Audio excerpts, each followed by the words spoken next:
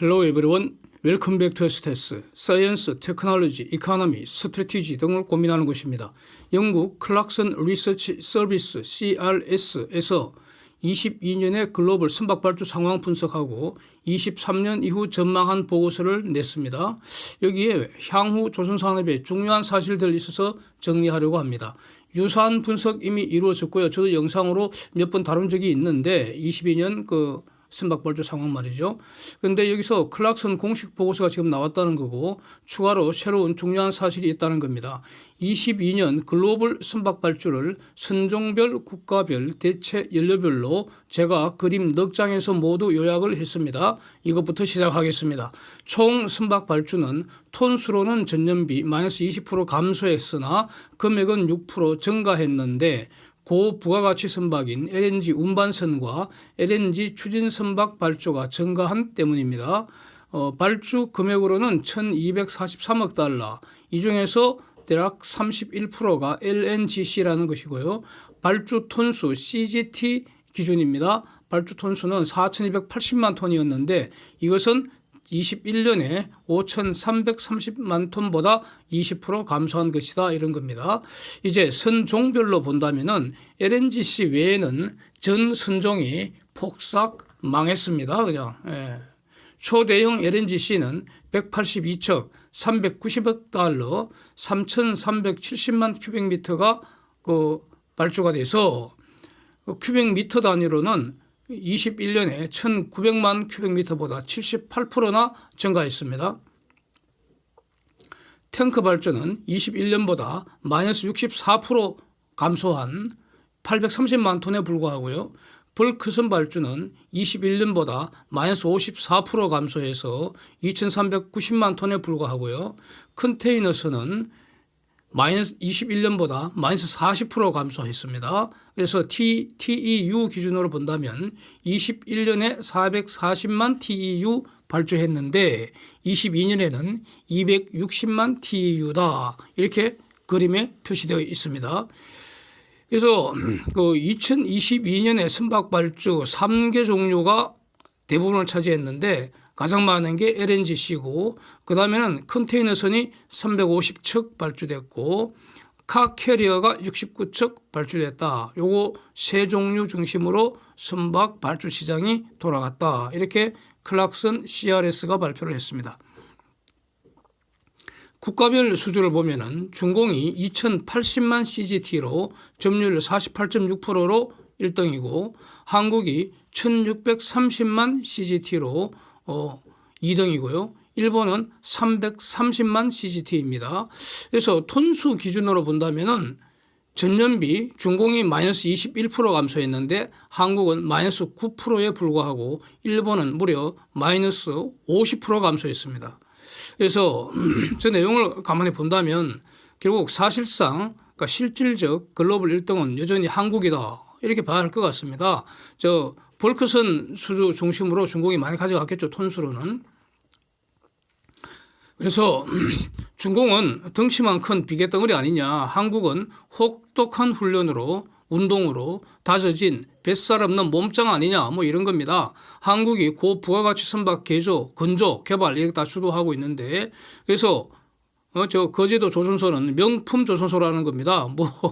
어떤 분은 삼성 704라고 폄하하는 분들도 적지 않은 것 같은데, 처음에는 70년대에는 704처럼 시작했겠죠.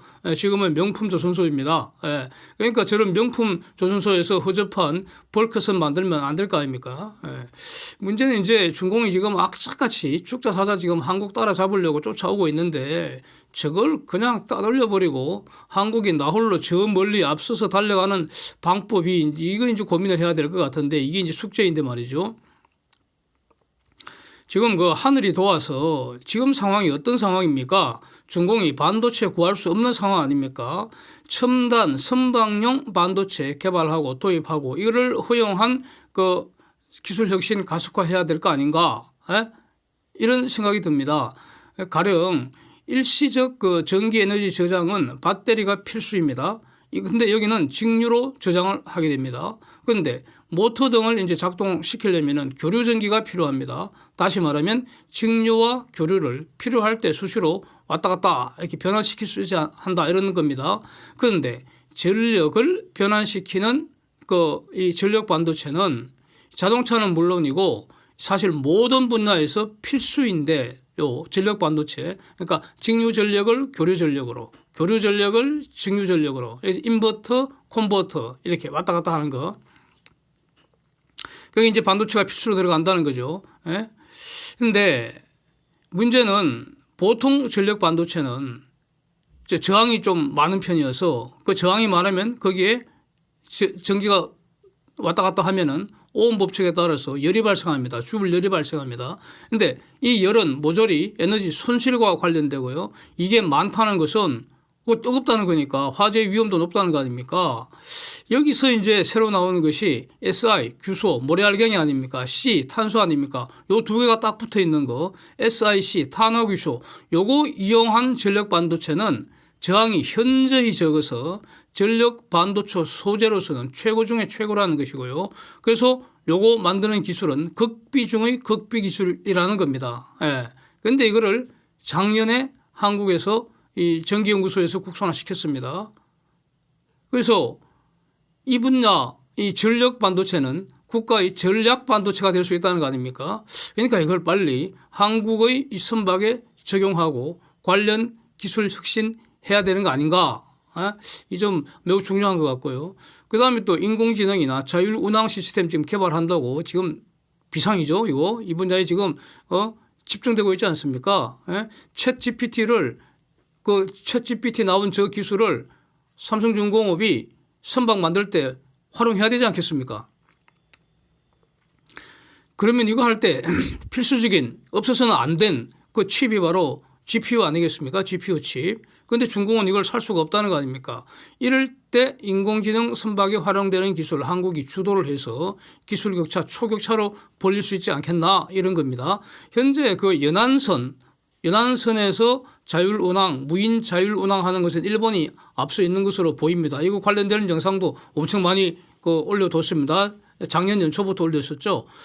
그런데 지금 원거리 국가 대양을 건너는 초거대 화물선 이 부분에 대해서는 한국에 가장 많은 수십 년 쌓인 원천 데이터가 있다는 겁니다. 그래서 한국이 주도적으로 할 수 있다. 삼성중공업이 당연히 주도적으로 할 수 있다. 물론 현대하고 한화조선도 할 수 있습니다. 예. 그러니까 그래서 중공은 반도체가 있어도 하기 힘든 분야인데 반도체도 구할 수 없는 상황이라면은 중공이 손대는 건 불가능하지 않겠습니까? 이게 바로 앞으로 수주 경쟁할 때 마케팅 포인트가 되는 거 아니겠습니까? 더 나아가서 무인 자율운항 이런 거 선박 내의 그 시스템을 총괄하는 그 선박용 오퍼레이팅 시스템 OS, 쉽 OS, SOS죠. 제가 이름을 이렇게 붙였습니다. 쉽 오퍼레이팅 시스템 SOS 이거 개발해서 히트 치면은 거의 게임 체인저 되지 않겠습니까? 그렇고요. 그리고 또 삼성중공업이 야심차게 지금 추진 중인 게 있지 않습니까? 디지털 야드, 즉 조선소 자동화 시키는 거죠. 자동화 등급을 계속 올려나가는 건데 이것도 당연히 추진해야 될 것이고요. 이런 거 잘 하는데도 반도체는 반드시 필요하다는 겁니다. 예. 그래서 더 좋은 배, 더 많이, 더 싸게 만들어낸 능력을 갖추는 거. 이게 바로 현대판 설비 확장 아니겠습니까? 이런 걸 잘 해서 빨리 중공을 확실하게 따돌려버려서 감히 넘사벽이 그걸 느낄 수 있도록 이렇게 해줘야 될 것 같습니다. 대체 연료별 발주 현황은 동그라미 그림 보겠습니다. 2022년 발주 톤수의 대략 61%가 대체 연료를 사용했다는 겁니다. 그럼 나머지는 뭐겠습니까? 아직은 대체 연료 안 썼다는 건데 여기는 스크루브라고 하나요? 그걸 달았던가 뭔가 다른 방식으로 이제 해결했겠죠. 하여튼 IMO 규제는 예외가 없기 때문입니다.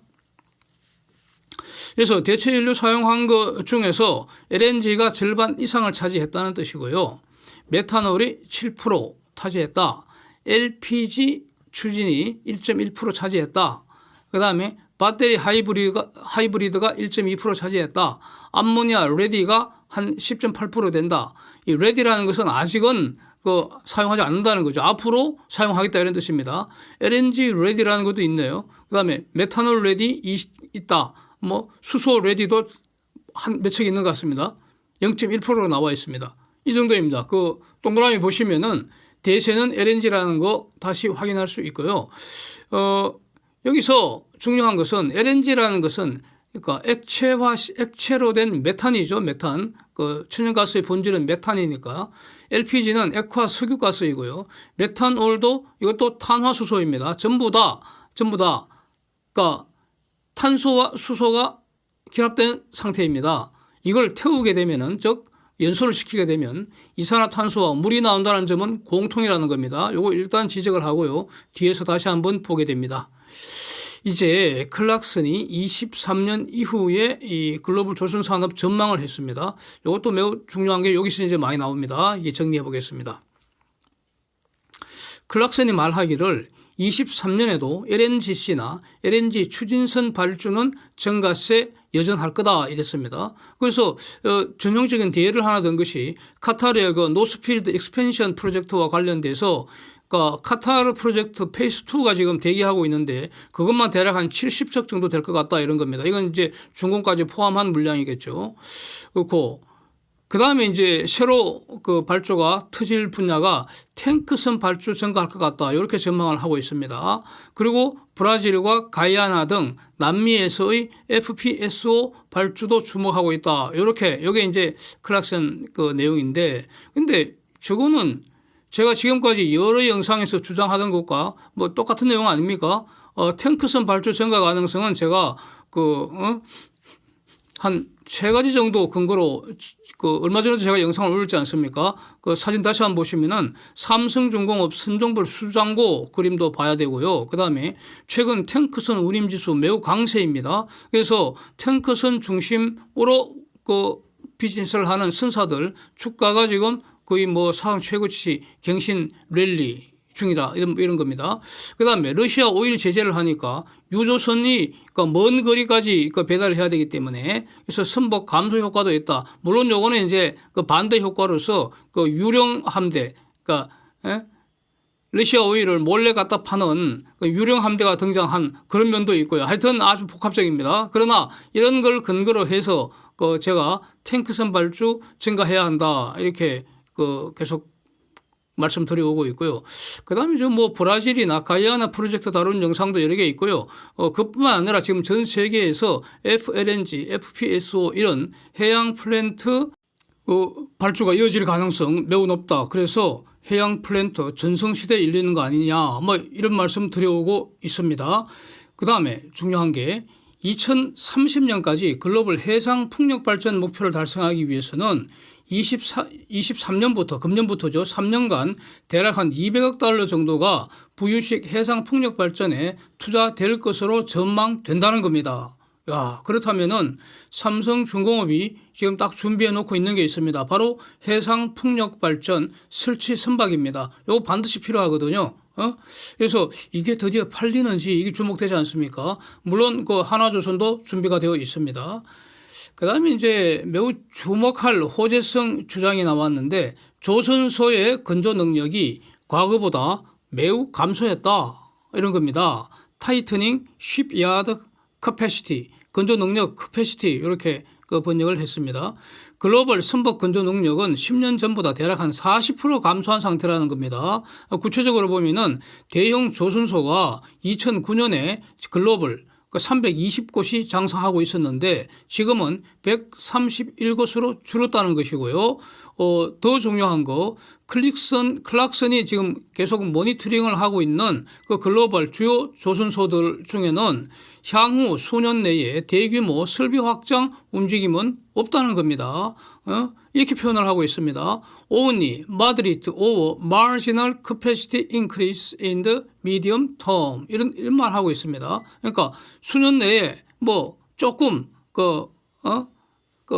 건조 능력을 향상시키는 정도의 그 노력만 하고 있다. 대규모 그 조선소 확장 그 프로젝트는 지금 전혀 잡히는 게 없다 이런 겁니다. 그래서 대형 선박 다시 말하면 컨테이너선이나 LNGC나 VLCC 초대형 유조선이죠. 이런 거 건조할 능력이 있는 조선소들은 지금 도크가 다 꽉 차 있다는 겁니다. 예? 이와 관련해서 이제 제가 드릴 수 있는 말씀이 이런 사례입니다. 가령 그 삼성중공업 같으면은 현재 그 작년까지 연간 LNGC 건조 능력이 16척 정도였습니다. 더 이상 못 만든다고요. 예? 그러니까 밀리는 거죠. 뒤로 도크 꽉 차서. 그래서 이거를 지금 20척으로 증가시키려는, 이걸 어떻게 증가시키느냐, 뭐 대규모 설비 투자하는 게 아니고요. 공정 개선시키고 그 업무 추진 방식을 효율화시켜서 그런 정도의 투자만 지금 고려하고 있다. 이거 이전에 한번 말씀드렸습니다. 대규모 도크 증설 투자는 지금 계획이 없는 것으로 이렇게 지금 저는 알고 있습니다. 바로 이런 내용입니다. 예. 이런 결과로 어떤 일이 지금 벌어지고 있습니까? 선착순으로 줄 서서 번호표 뽑고 기다려야 한다는 겁니다. 발주 후에 선박을 받기까지 대기시간 2020년에는 대략 2.5년 걸렸는데 지금은 3.5년으로 길어졌다. 평균적으로 이렇다는 겁니다. 그 다음에 배값이 올라갔겠죠. 2022년 연중 오른 것만 추가로 한 5%가량 올랐다는 것이고 평균적으로 21년 평균과 22년 평균을 비교하면은 배값이 15% 올랐고요. 그중에서 LNG 분야는 18% 올랐다. 뭐 이런 겁니다. 뭐 다 좋은 거 아닙니까? 호재 아닙니까? 예. 그 다음에 지금 금년 이후부터는 이제 에너지 전환 시대니까 대체 연료, 교체 발주 가속화될 것 같다 이런 겁니다. Preparing for alternative fuels. 자, 본질은 이거 아닙니까? 이 해운업이 글로벌 CO2 배출에 있어서 연간 한 8억 5,500만 톤 이렇게 뿜어내고 있는데 그게 한 2.5, 전 세계 산업 중에서 2.3% 차지한다 이런 거 아닙니까? 이걸 이제 줄여야 한다. 2050까지 탄소 중립 달성해야 한다. 이제 이게 뭐 지상 과제니까요. 이거는 뭐 예외가 있을 수 없고요. 예.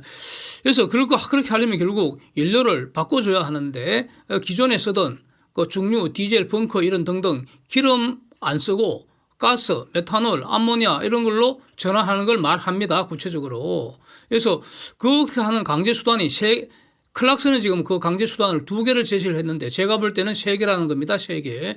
1번 IMO에서 EEXI, CII 이 규제를 지금 금년 23년 1월 1일부터 시행하고 있고요. 두 번째, EU에서 독자적으로 24년부터 내년이죠. 예, EU Emission Trading System, EU ETS라는 걸 지금 시행한다고 합니다. 일종의 탄소세 거두는 겁니다. 예, 탄소 배출 싣고 이로 올 때 탄소 많이 배출하면은 돈 내라는 겁니다. 예. 그러나 이제 세 번째 또 인도의 독자적 제재가 있지 않습니까? 이것도 매우 중요하다고 봅니다. 그래서 저는 클락슨 2개를 제시하는데 저는 이렇게 3개를 제시한다 이런 말씀입니다. 네. 인도 같으면은 설령이 25년 이상인 탱크선, 벌크선 이런 거 30년 이상인 컨테이너선, LNGC 이런 거는 인도 항구에 오지 마라. 출입 금지해버렸습니다. 엄청난 겁니다. 예. 이와 관련된 영상도 자세히 다룬 영상이 별도로 있기 때문에 이렇게 지나가겠습니다. 이제 요지는 이렇게 금년부터 대체 연료로 교체 발주가 이제 가속화되는데 선사들 입장에서는 반드시 탈탄소 방안을 선택해야만 한다는 겁니다. 그중에 LNG 추진, 메탄올 추진, 암모니아 추진 이렇게 이중 연료 방식으로 갈 가능성이 높은데 위에 동그라미에서 본 것처럼 LNG 추진이 대세라는 겁니다. 예? 예?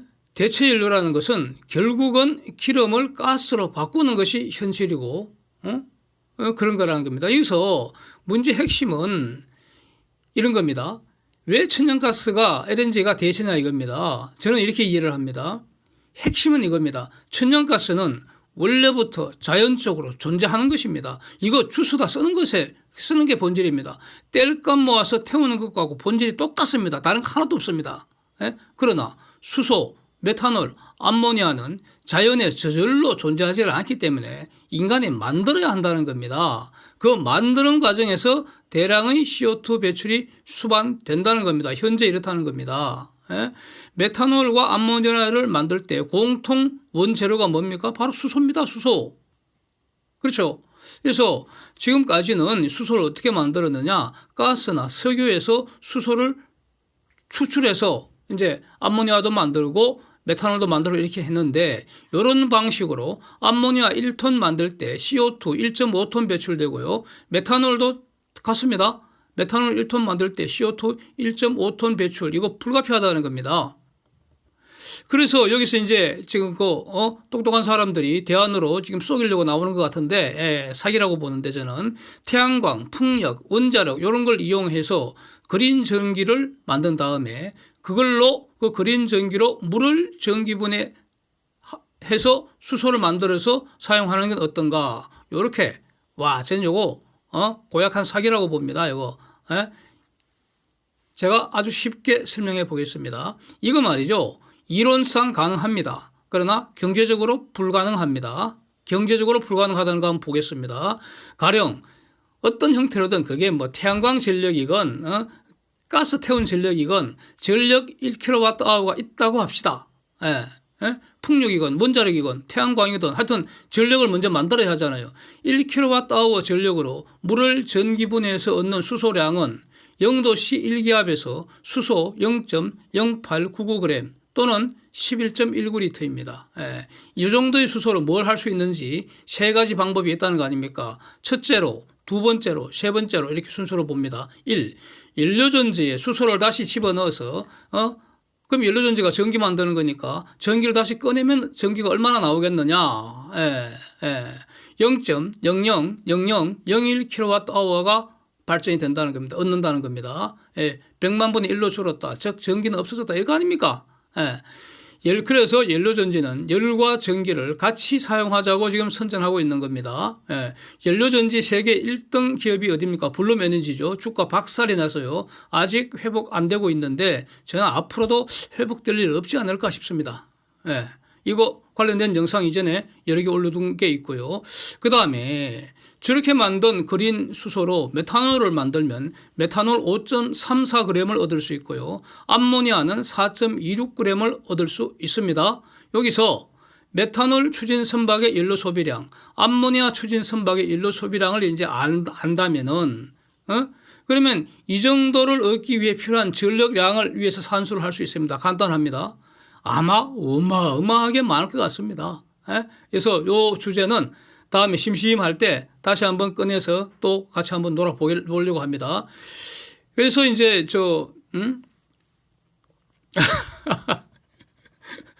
그렇지 않습니까? 사기 아닙니까, 지금? 근데 저기서 그린 전기라고 할 때 말이죠. 얼마 전에 왜 북해에서 노르웨이 벤처에서 이제 제안한 건데, 그러니까 북해에다가 그린랜드 앞바다에다가 풍력 발전기 세워갖고 거기서 만든 그린 전기로 메탄을 만들어서 이제 파는 거, 요걸 이제 제안했지 않습니까? 그럴 경우에는 그런 비즈니스 모델이 일단은 가능은 하다고 보는데 그 근거는 이겁니다. 북해의 풍력은 바람은 그냥 갖다 버리는 거라는 겁니다. 갖다 버리는 거. 그거를 주스다가 모아서 이제 사용을 한다는 것인데, 근데 그것도 경제적으로 따져보면은 저 과연 될지 저는 매우 의문이라는 겁니다. 그래서 그렇다고 앞으로 그럼 장래에 어떻게 될 것이냐. 만약에 무슨 전력 전송 기술이 상용화된다면은 저 필요 없는 기술이 된다 이런 겁니다. 이제 보고서 마무리하면서 2023년은 배출 저감을 위해서 노후 선대 중심으로 교체 발주 본격화되겠지만은 지금 거시경제 위험이 지금 상당히 지금 좀 위협적입니다. 거시경제. 그러니까 경기 후퇴 또는 국가마다 어떤 침체되는 거 아니냐 뭐 이런 거. 성과 상승 계속될 가능성이 있고요. 그다음에 문제는 대체 연료를 도대체 무엇으로 선택을 해야 될지. 지금 LNG 대수인데 사실은 100g LNG를 태울 때보다도 메탄올 100g을 태울 때 CO2는 좀 적게 나옵니다. 그러니까 이게 도대체 LNG로 가야 할지 메탄올로 가야 할지. 그러나 제가 볼 때는 LNG가 대세라는 겁니다. 하여튼 선사 입장에서는 고민해야 되는 상황이고요. 그다음에 도대체 조선소 여하다가 꽉 찼다는데 이거 대기줄이 너무 긴 거 아니냐. 뭐 이런 것들을 이제 어떤 걱정거리다 이렇게 이제 클락슨 리서치가 이렇게 그 글을 맺고 있습니다. 그다음에 그러면서 또 컨테이너선 발주는 좀 약해지겠지만 그렇다고 발주 가능성을 배제할 수는 뭐 이따위 소리를 하는데 이건 하나만 하는 소리죠. 하나만 하는 소리입니다. 컨테이너선 발주도 그러니까 결국 저는 그 발주가 증가할 수밖에 없다고 봅니다. 이건 조선사 입장에서는 기다리면 된다 이렇게 봅니다. IMO 규제는 피해 예외가 없기 때문입니다. 그리고 이제 또 여전히 다시 한번 탱크선 그 말을 하는데요. 탱크선은 현재 그 총 그 현존 선대의 대략 한 4% 정도만 지금 발주되어 있다고 합니다. 그러니까 앞으로 그 결국 다 바꿔야 하니까요. 예. 예? 탱크선 중에서도 2013년 이전에 만든 거는 결국 다 바꿔야 한다는 겁니다. 그래서 탱크선 발주 증가할 가능성 매우 주목된다. 이건 뭐 그 의견이 같습니다. 그래서 제가 이제 다시 한번 정리를 해보면, 그러니까 LNG 전환 수단은 그 LNG가 대세이다. 여기에 탄소 포집 기술이 장착될 거 아니냐 이런 겁니다. 그런데 여기서 탄소 포집 기술도 매우 그 다양하다는 겁니다. 매우 다양합니다. 그럼 뭐 기존의 그 포집 재료 이용해서 포집 시스템을 그 장착하는 거, 그러니까 온보드 방식으로 하는 거, 뭐 이런 것은 많은 다양한 수단 중에 하나에 불과하고요. 가령 그 다이렉트 에어 캡처 방식도 있고요. 더 광범위하게 본다면은 탄소세를 징수를 해서 숲 보금 투자, 숲을 가꾸는 분야에 투자를 하는 것도 탄소 포집 그 기술로 인정할 수 있다. 이런 겁니다. 이거는 매우 다양합니다. 탄소 포집 기술은.